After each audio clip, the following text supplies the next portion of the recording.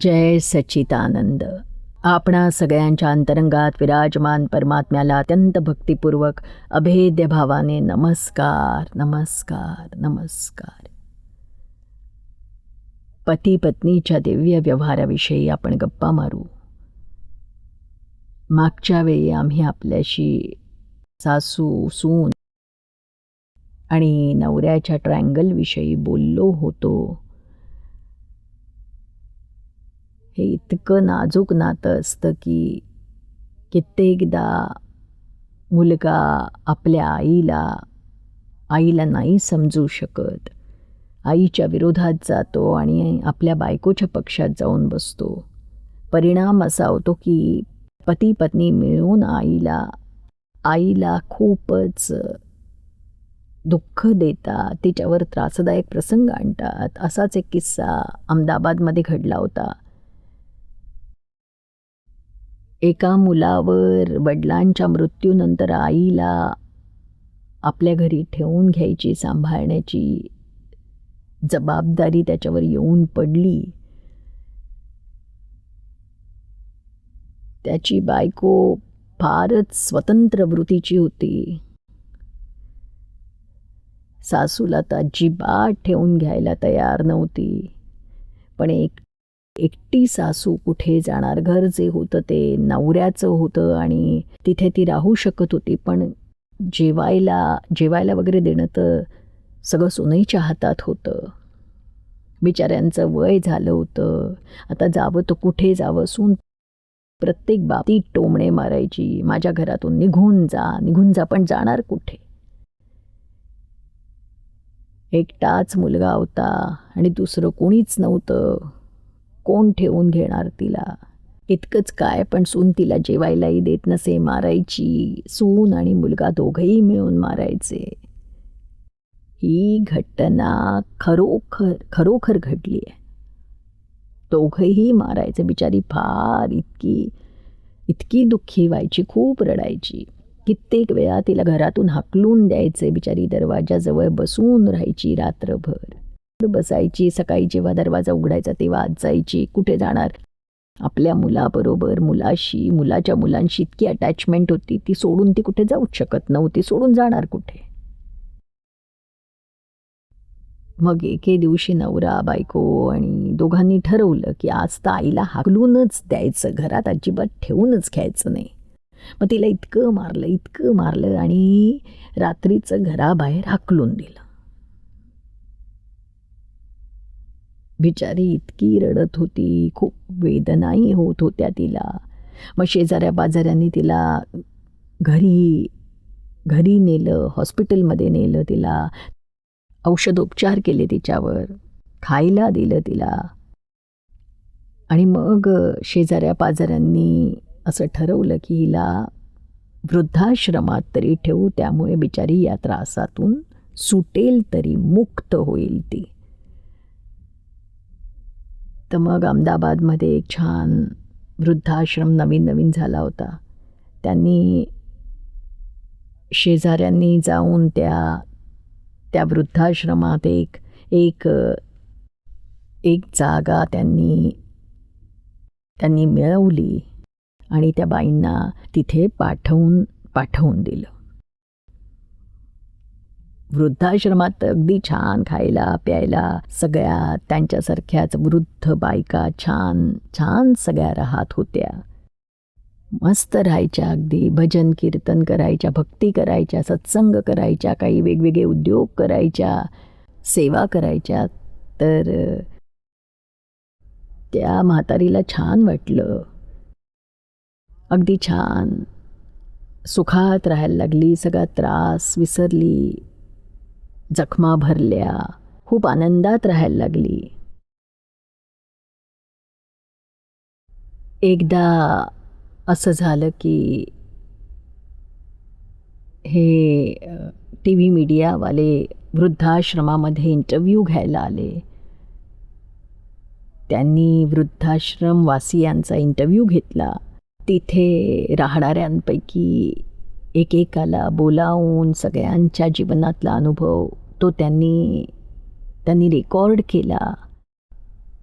त्यात सगळ्यांच्या जीवनातला प्रसंग अनुभव कशा प्रकारे तुम्ही या वृद्धाश्रमात आलात त्यासाठी सगळ्यांची मुलाखत घेत होते. तर या बाईंचाही तेव्हा इंटरव्ह्यू घेतला आणि बाईंनी अगदी भोळेपणाने सगळं सांगितलं की मला माझी सून त्रास देत होती, माझा मुलगा असा. इतकंच काय तर आपल्या मुलाचं सुनेचं नावही त्यांनी सांगून टाकलं. आणि हे सगळं जे रेकॉर्ड झालं ते टी व्हीवर दाखवलं गेलं. नंतर झालं काय तर तो टी व्हीचा जो इंटरव्ह्यू, वृद्धाश्रमातला इंटरव्ह्यू जेव्हा टी व्हीवर आला तर या बाईंच्या मुलाने, सुनेने, त्यांच्या सगळ्या नातेवाईकांनी, सुनेच्या माहेरच्यांनी, सगळ्या शेजाऱ्या बाजाऱ्यांनी सगळ्यांनी तो पाहिला. आणि सगळ्यांनी या मुलाची आणि सुनेची इतकी निर्भत्सना केली. अरे हा किती वाईट, किती नालायक, आईला असा त्रास देतात, तिला छळतात, कुठे फेडतील ही पाप. तर बघा या दोघांना इतका राग आला, त्यांच्यात हाडवैर इतकं जागृत झालं की त्यांना वाटलं काही करून आता या म्हातारीला धडा शिकवायचाच. काहीच पर्याय सापडत नव्हता, ती तर वृद्धाश्रमात होती. मग एके दिवशी सुनेनं आणि मुलानं जाऊन वृद्धाश्रमात आईची भेट घेतली. आईकडे जाऊन तिच्या पाया पडून ते रडायला लागले, माफी मागायला लागले की आम्ही तुला खूप दुःख दिलं, तुझी क्षमा मागतो आम्ही, तू परत चल आमच्याबरोबर घरी, चल आमच्याबरोबर राहा तू. खूपच आग्रह. आधी तर आई नाहीच म्हणत होती खूप, पण मुलाने अगदी रडून रडून इतकी माफी मागितली, आईवर जबरदस्तीच केली. चल चल चल आता आम्हाला प्रायश्चित्त करायची संधी दे, आम्ही खूप खूप पाप केलंय तर ते धुवून टाकण्याची संधी दे. शेवटी आईचंच मन, काही झालं तरी आई ही आईच असते. तिचं मन विरघळलं, ती आपल्या मुलाबरोबर जाण्याला तयार झाली. इकडे वृद्धाश्रमातनं तर बाहेर पडली ती. सगळ्यांचा निरोप घेऊन अगदी आनंदाने आपल्या मुलाबरोबर हसत हसत गेली. तिला वाटलं की मी आता माझ्या घरी जाईन, माझ्या नातवंडांना भेटीन, त्यांच्याबरोबर माझं उर्वरित आयुष्य घालवीन. त्या आशेवरती ती गेली मुलाबरोबर. जेव्हा आईने घरात पाऊल टाकलं, मुलाने आणि सुनेने दरवाजा आतून बंद केला आणि हंटर घेऊन आईला मारलं, खूप मारलं. इतका राग त्यांच्यात उसळत होता की काय आणि कसा सूड घेऊ. घरी आणून आईला भरपूर झोडपून काढलं, 8 दिवस खोलीत बंद करून ठेवलं, जेवायलाही देत नव्हते. अगदी मेल्यागत झाली ती. आणि इतके टोमणे मारायचे, इतकं घालून पडून बोलायचे, आमची बदनामी केलीस तू, हा तिकडे टी व्हीवर आमच्या अब्रूचे तू धिंडवडे काढलेस, असं म्हणून रोज जाऊन तिला मारायचे. बिचारी रडून रडून दुःखी कष्टी होऊन जायची. तिला वाटलं की कुठून मी यांच्या बोलण्याला फसले आणि का आले, माझं कमनशीब की मी इथे परत आले, खूप सुखात होते, का मी यांच्या बोलण्यात आले. मुलाने सरड्यासारखे रंग बदललेले बघून तिला असं वाटलं की मी तर स्वप्नातही असा विचार केला नव्हता की हा असं नाटक करेल. मग 8 दिवसानंतर दोघांनी, नवरा बायकोनी आईला घरातून खूप खूप मारहाण करून हाकलून दिलं. बिचारी पुन्हा दुःखी होऊन वृद्धाश्रमात आली. वृद्धाश्रमात गेल्यावर कळलं की तिकडे तर तिची जागा दुसऱ्या कुणाला तरी दिली गेली होती आणि तिच्यासाठी त्यांच्याकडे आता जागा नव्हती. खूपच अडचणीत सापडली ती. वृद्धाश्रमाच्या संस्थापकांनी कार्यकर्त्यांनी खूपच दुःखी होऊन दिलगिरी व्यक्त करून म्हटलं की आमचे हात बांधले गेलेत, आम्ही काहीच करू शकत नाही. तुमच्या मागे 300 जणांची वेटिंग लिस्ट आहे. 300 म्हातारे लोक इथं येण्यासाठी वाट पाहतायत, रांग लावून बसलेत. बघा आता तुम्हीच सांगा, आता आम्ही या संस्थेचे नियम कसे काय मोडू शकतो. तर ती खूप रडायला लागली, पण सगळेच हतबल होते. मग ती परत गेली, थोडे दिवस आपल्या नातेवाईकांकडे राहिली. पण नातेवाईकांकडे तरी किती दिवस, तसं तर कोणीच जवळचे नातेवाईक नव्हते तिचे. आणि मग इकडून तिकडे तिकडून इकडे करत करत भटकत राहिली. हाच प्लान होता तिच्या मुलाचा आणि सुनेचा, हाच प्लान होता की कशा प्रकारे सूड घ्यायचा. त्यांनी सगळी चौकशी करून ठेवली होती की जर या वृद्धाश्रमातून काही करून ती सुखात आहे ना, मग त्या सुखापासून तिला कसं वंचित करायचं आणि दुःखात लोटायचं. म्हणून वृद्धाश्रमातनं जर तिला बाहेर काढलं तर तिचं सुख संपेल आणि ती दुःखी होईल. मग तिला दुःख देण्यासाठीच त्यांनी खूप आधीच अभ्यास केला की वृद्धाश्रमात 300 जणांची वेटिंग लिस्ट आहे. जर म्हातारीला एकदा का त्या बाहेर काढलं की मग तिला पुन्हा तिथे जागा मिळणार नाही. मग ती दारोदार भटकेल, भीक मागेल आणि त्याच्यातच मरेल. हा त्यांनी असा प्लॅन केला आणि त्यांचा प्लॅन त्यांच्यासाठी सक्सेसफुल झाला. पण ही सासू बिचारी इतकी दुःखी झाली. तिने मरण मागितलं तर तेही तिच्या नशिबात नव्हतं, अशी तिची अवस्था झाली. इतकंच काय तर ती भीक मागून खायला लागली, वेडी झाली.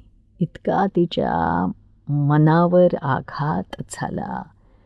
वेड लागून दारोदार भटकत एके दिवशी रस्त्यावरच ती मरून गेली. ही खरी सत्य घटना आहे. ही घडलेली घटना आहे. असे अगदी वाईट प्रसंगही घडतात आणि एका खूपच अब्जपती घराण्यातल्या एका आईची पण अशीच अवस्था आहे.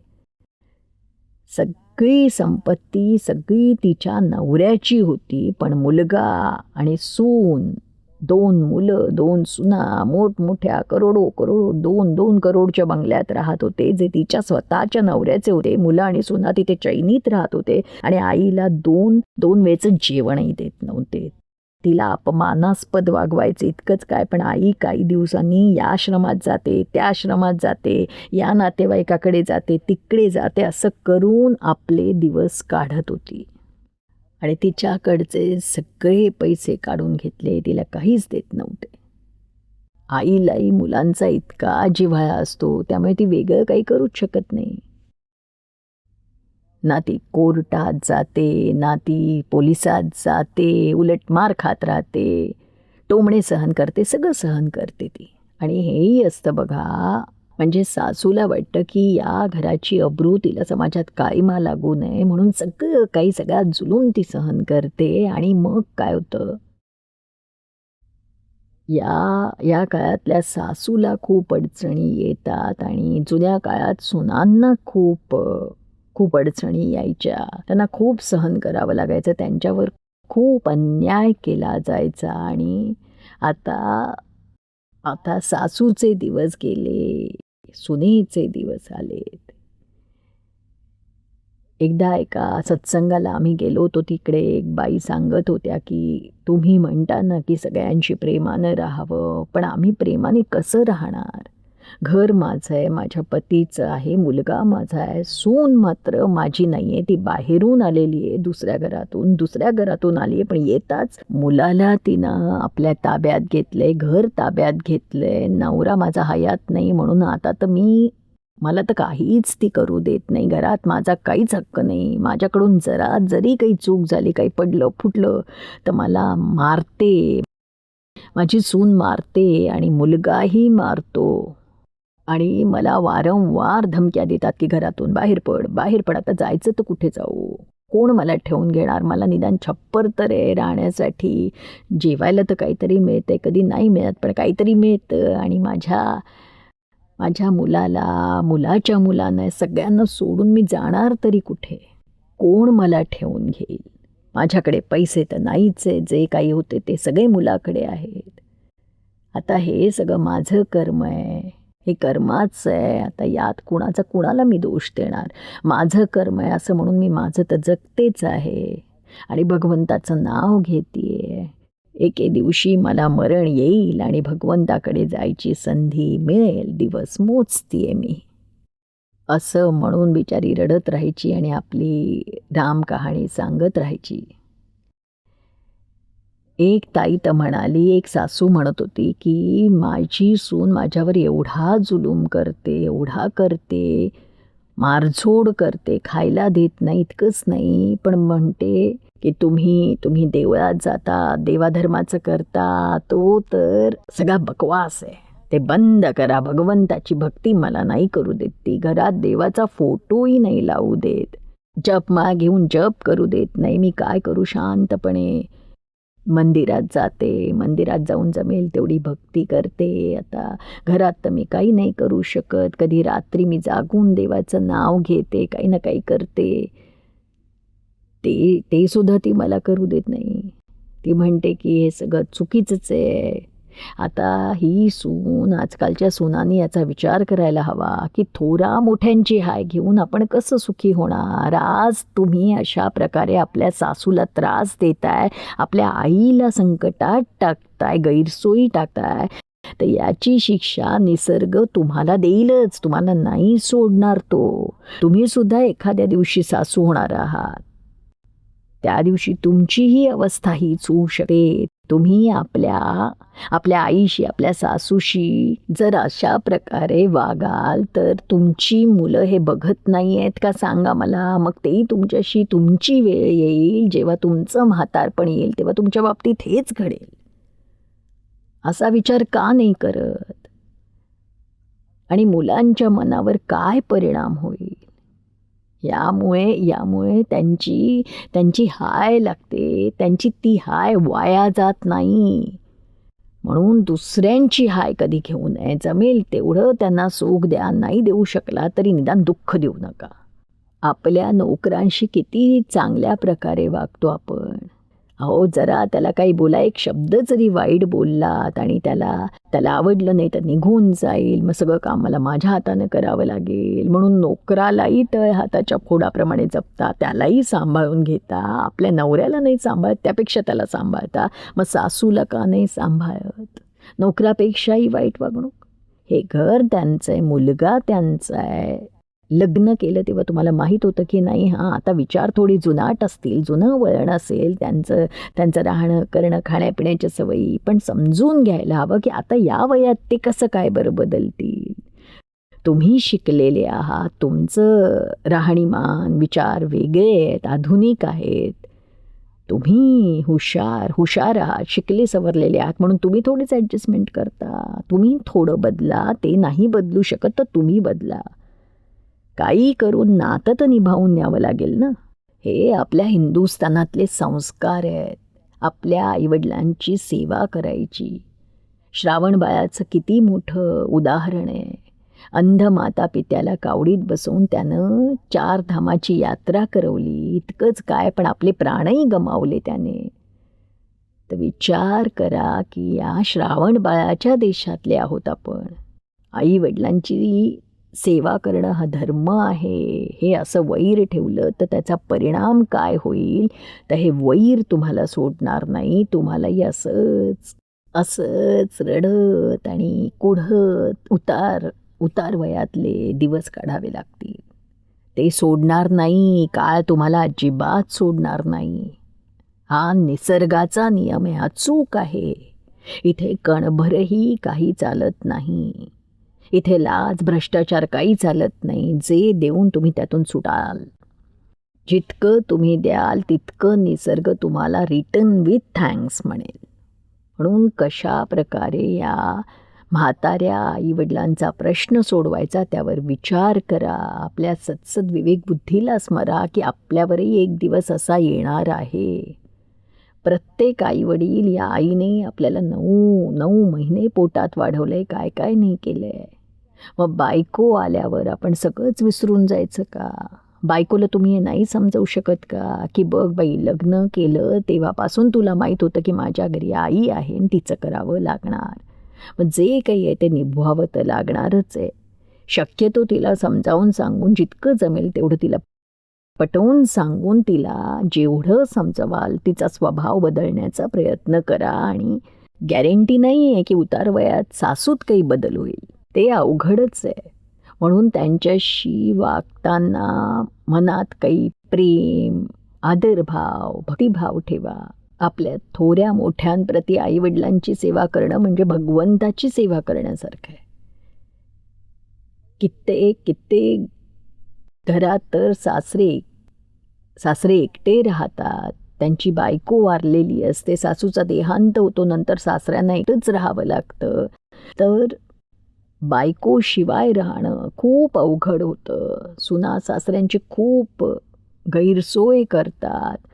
मागच्या काळातल्या आठवणी काढून काढून सूड घेत राहते. त्यांना अगदी टोमणे मारत राहते, जेवायला देत नाही, त्यांच्याकडे पैसे मागत राहते सतत. त्यांच्याकडे जेवढे असतात तेवढे ते सगळे देऊन टाकतात. तरी ती म्हणते की मला अजून द्या, आणखी द्या, महागाई वाढली आहे, आता पैसे पुरत नाही, तुम्ही जास्त पैसे द्या. आता ते बिचारे म्हातार वयात कुठून आणणार? जे आहे ते तर देतातच. अशा प्रकारे अनेक सासऱ्यांनाही जुलूम सहन करावा लागतो. दोघांचे म्हातारपणात असे काहीतरी हाल होतात. अजूनही आपल्या हिंदुस्थानात वृद्धाश्रमांची इतकी चांगली अशी व्यवस्था नाही आहे.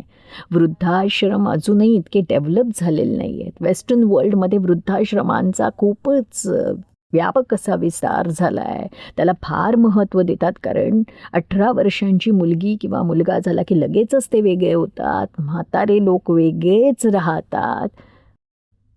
म्हातारपणी कोणी मुलगा किंवा मुलगी त्यांची काळजी घेणारं नसतं, त्यांना आधीपासूनच माहीत असतं.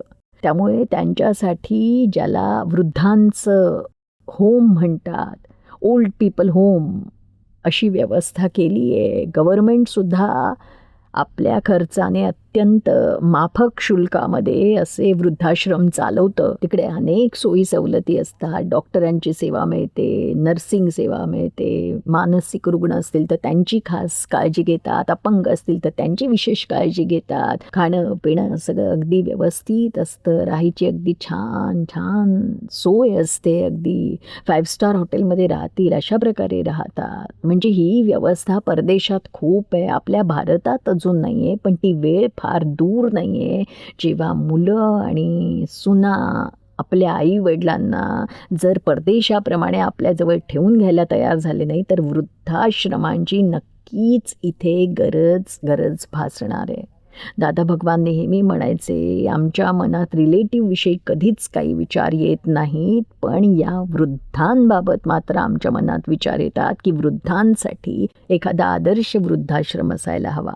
आणि शेजारी देऊळ असेल तर भक्ती करण्यात त्यांचा वेळ जाईल, आणि उतार वयामध्ये भक्ती करून आत्म्याची शक्ती प्रकट करत देह सोडला तर त्यांचा पुढचा जन्म उच्च असेल. आणि इतकंच नाही तर त्यांचा वृद्धापकाळ सुद्धा खूप शांतपणे जाईल. म्हणून रिलेटिव्हमध्ये आम्हाला वृद्धाश्रम काढण्याची फारच इच्छा होती आहे. आणि वृद्धांच्या यातना आम्ही आमच्या ज्ञानदृष्टीने बघून विचार करू शकतो की त्यांच्यावर काय परिस्थिती ओढवत असेल, कसे ते जगतायत. कुणाला सांगू शकत नाही, बोलू शकत नाही, सांगायचं तर कुणाला सांगायचं, सांगायची एक हद्द असते. म्हणून असं असेल तर आपल्या देशातही आदर्श वृद्धाश्रमांची गरज आहे. आणि वृद्धांनी सुद्धा नवीन विचार करून आधीचे विचार सोडून द्यायची गरज आहे. घराची अब्रू चव्हाट्यावर येईल, मुलाची आज निघेल असं म्हणून झुरून झुरून मरायचं, आर्त ध्यान रौद्र ध्यान करायचं, कर्म भयंकर जनावरगती बांधायची, त्यापेक्षा चांगलं की शांतपणे चांगल्या वृद्धाश्रमात राहा, आपलं जीवन छान प्रकारे व्यतीत करा, शांतपणे देवाची भक्ती करा आणि वेगळा विचार करायची खूप गरज आहे. आणि आता ती वेळ सगळ्यांवरच आलेली आहे.